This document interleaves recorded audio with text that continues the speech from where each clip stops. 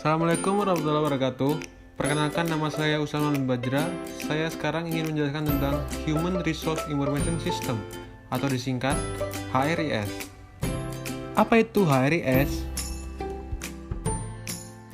Human Resource Information System adalah sebuah sistem berbasis komputer yang berfungsi mengatur, menganalisa, dan mengolah sumber daya manusia sehingga diperoleh informasi yang tepat guna pengambilan keputusan. Karakteristik informasi yang dipersiapkan dalam HRIS yaitu 1. Tepat waktu, akurat, ringkas, berkaitan, dan lengkap. Manajer dalam suatu perusahaan memerlukan informasi yang memiliki karakteristik di atas dalam rangka pengambilan suatu keputusan. Dalam kegiatannya, HRIS memiliki 4 fungsi utama, yaitu yang pertama, perekrutan dan penerimaan, yaitu membantu menerima pegawai baru ke dalam perusahaan.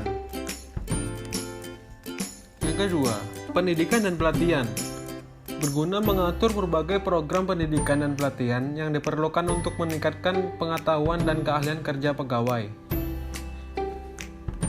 Lalu, manajemen data, menyimpan database yang berhubungan dengan pegawai dan memproses data tersebut untuk memenuhi kebutuhan informasi.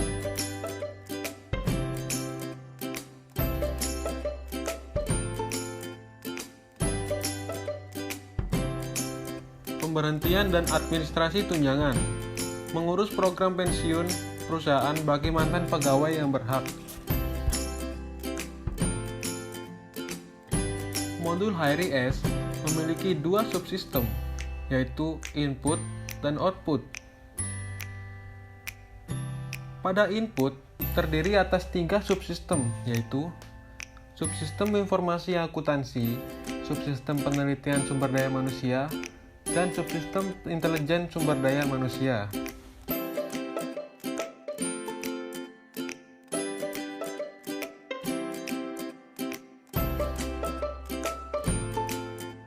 Sedangkan output HRIS terdiri atas 6 subsistem, yaitu subsistem perencanaan kerja, subsistem perekrutan, subsistem manajemen angkatan kerja, subsistem tunjangan, subsistem benefit, dan subsistem pelapor lingkungan.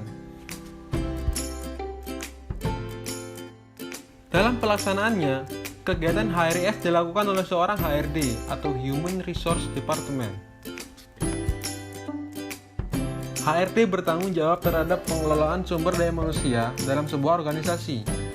HRD memiliki 8 aspek ideal dalam mengelola SDM, yaitu yang pertama adalah seleksi dan rekrutmen, bertanggung jawab untuk menjawab kebutuhan pegawai melalui penerimaan pegawai hingga penempatan para pegawai baru.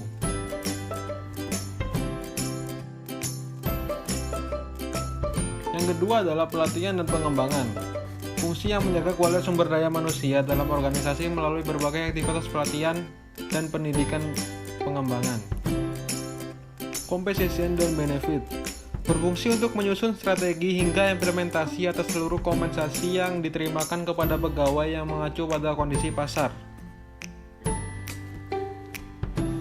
Manajemen kinerja, merupakan upaya monitoring kesenjangan antara standar kinerja yang diharapkan dengan aktual kinerja yang ditunjukkan.